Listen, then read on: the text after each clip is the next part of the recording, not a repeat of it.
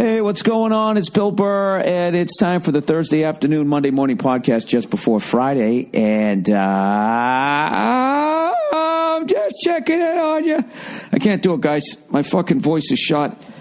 I've been on the road again for fucking 2 weeks. Just about 2 weeks, coming up on 2 weeks. We're here in Chicago here. Beautiful Chicago. One of the most underrated cities out there. You know what I mean? Just as far as the sheer size of it. And everybody talks about New York. Everybody talks about L.A. Everybody's always going on and on about Des Moines, you know? But it's really, you know, it's fucking beautiful. What other fucking city has these kinds of views, you know? Right on the water. There's not a lot of major cities like this, you know, that sit on the water. Sit on a lake. How about that? That'll make it unique. They sit on a lake. It's fucking beautiful. You know what I mean? This is what Detroit will become someday. It's coming back. They're slowly coming back. Cleveland's crushing it. That's what I found out about this this part of the country, man. All these I think that whole Rust Belt thing's going to go away. You know, they're not going to have that slogan anymore. But anyways, last night we were in Minneapolis, had a great fucking time. First show was a little bit rough. Jesus Christ. You know, I don't know what the fuck. It's the first time I've snapped on stage in so fucking long. You know what I mean? Just this fucking lady just talking. And it's like, I don't give a shit. I'm still going to get paid, but I know people around paid to hear the fucking show.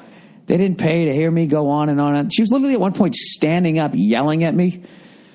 You know, I was doing some bit trashing fucking women. I mean, it's what I do. You know what I mean? I trash them. I have fun doing it. I'm allowed to do it as a comedian, and it doesn't affect anybody's life. Fucking lunatic, you know? And the more you yell at me, then the more I'm going to do it, because then it becomes funnier.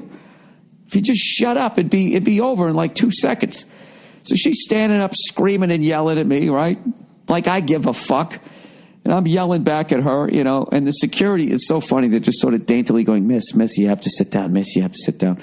And I was joking how if that was a guy, he'd be in a chokehold getting dragged out into the fucking alley. You know what I mean?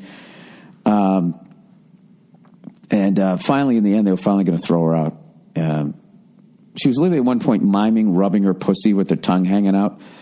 Like that was going to shock me. It was just like, I've been doing the road for like 20 years. You're going to have to do a little better than that. I just didn't, I don't know. She just was maybe she was drunk. I don't know what her deal was. But, you know, she decided to take some jokes seriously and felt that she needed to stand up and start screaming and yelling. So that happens, right? And I finally just snap in the end because, it was just, the first show was just weird. Like they had the front 3 rows were within the spotlight that you stood on. So they were as lit up as I was. And then the rest of the theater was completely in the dark and I couldn't see them. I couldn't see any of the fucking theater. So I felt like I was performing to like, you know, 20 people. It was weird. And, I don't know. It got a little sideways there towards the end. And, they were finally going to fucking kick her out.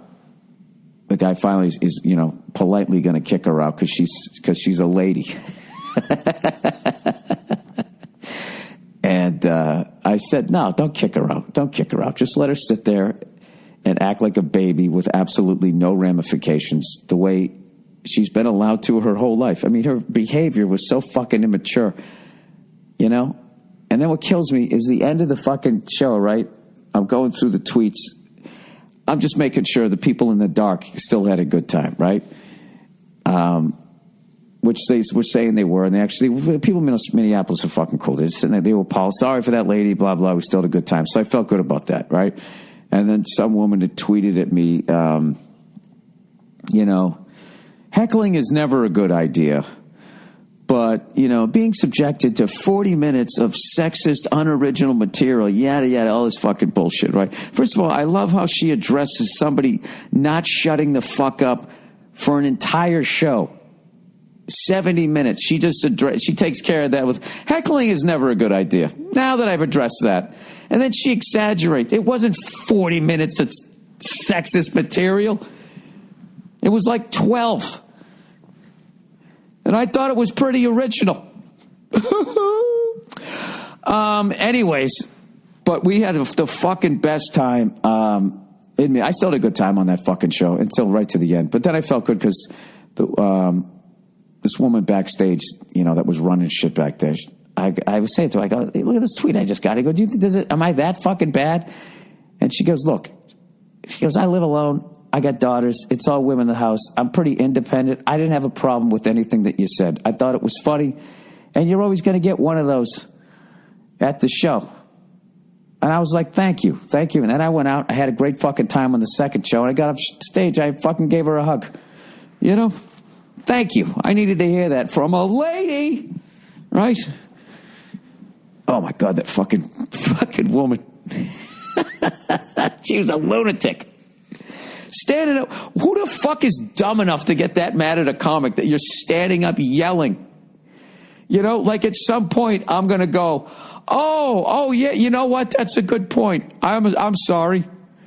Let me fucking redo my whole act now just for you because you don't seem to be enjoying it. Oh, I actually quoted Frankie Carbone when that lady wouldn't shut up. And I was blaming everybody, every guy in the front row for not keeping that woman shut. I go, at some point, I'm not advocating domestic violence, but you got to go a little Frankie Carbone here. You got to wad up that fucking mink coat. Shut the fuck up and open the door. Got a huge laugh. From the bottom of my heart, thank you to everybody who's come out and showed up on this tour, man. It could not have been a more fun tour. The whole fucking thing from top to bottom. The guys that I went on tour with, Jason Lawhead, Joe Bartnick, Paul Verzi, and everybody came out to the shows, the venues, all of that shit. Even that fucking crazy broad last night on the first fucking show. I don't got any fucking hate for you, whatever. And you know what? I bet if we went out and had a drink, we would have had a great fucking time. You know that? Admit it. Come on. We could have traded notes on the ladies.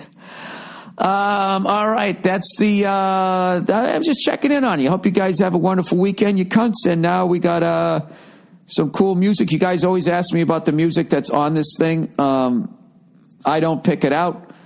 Andrew Themelis does. So look him up on fucking Twitter.